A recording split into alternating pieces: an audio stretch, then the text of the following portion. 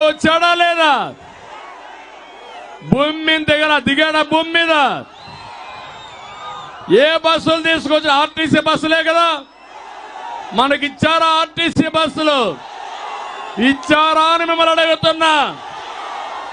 రాజకీయ పార్టీ ఏ పార్టీ అయినా డబ్బులు కడితే ఆర్టీసీ బస్సులు ఇవ్వాలనా లేదా అని మిమ్మల్ని అడుగుతున్నా. అంటే సైకో రూల్ ఇది. మనకు బస్సులు ఇవ్వడంట, వీళ్ళ తాత జాగీర్ అనుకున్నాడు రాష్ట్రాన్ని. అందుకే మీలో కసి పెరగాలి.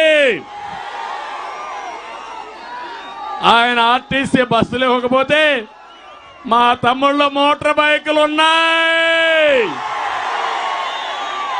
ఎక్కడ పోయినా ఒక తమ్ముడు ముగ్గురు ఎక్కించుకొని వస్తే 10,000 మోటార్ బైకులు వస్తే 30,000, 50,000 మోటార్ బైకులు వస్తే అంతేగా తమ్ముళ్ళు. ఎవడైనా అడ్డం వస్తే తొక్కించుకుంటారండి, నేనుంటా మీకు అండగా. వస్తారా అని మిమ్మల్ని అడుగుతున్నా. ఇది నా కోసరమా అని నేను మిమ్మల్ని అడుగుతున్నా. మీ కోసం, మన కోసం, రాష్ట్రం కోసం నేను అడుగుతున్నా. అంతేగా తమ్ముళ్ళు. ఎవడైనా అయ్యా జగన్మోహన్ రెడ్డి, నేనుంటా మీకు అండగా. వస్తారా అని మిమ్మల్ని అడుగుతున్నా. ఇది నా కోసరమా అని నేను మిమ్మల్ని అడుగుతున్నా. మీ కోసం, మన కోసం, రాష్ట్రం కోసం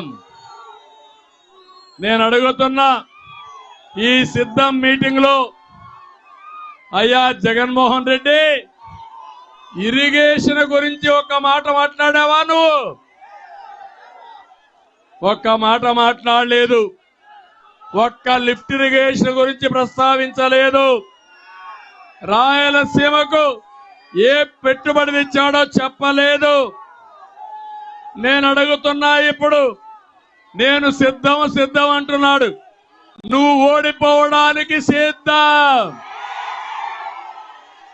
తెలుగుదేశం, జనసేన ఎప్పుడైతే అలయన్స్ లోకి వచ్చామో ఆ రోజే రాష్ట్రంలో డిసైడ్ అయిపోయింది. గెలిచేది తెలుగుదేశం, జనసేన. ఓడిపోయేది వైఎస్ఆర్ కాంగ్రెస్ పార్టీ. ఎన్నికల రోజుకి డిపాజిట్ కూడా రావు. అవునా కాదా అని మిమ్మల్ని అడుగుతున్నా.